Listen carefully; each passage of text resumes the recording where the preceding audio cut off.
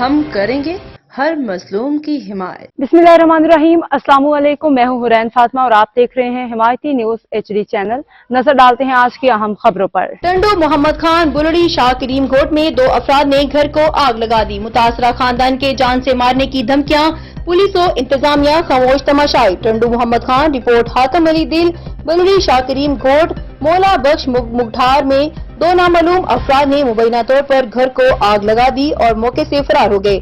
वाक़े के बाद इलाके में शदीद खौफ व हिरास फैल गया। मुकामी अफराद के मुताबिक ये वारदात जानबूझ के की गई है, जिससे मुतासरा खानदान को जानी और माली नुकसान पहुंचा है।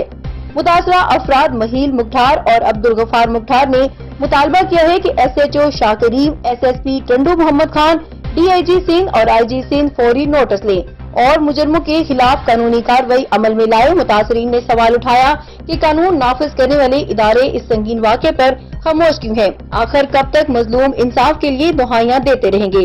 मुतासरा खानदान ने बताया कि नादर अली मुगठार और अरशाद अली मुगठार को गांव छोड़ने और जान से मारने की धमकियां दी जा रही हैं।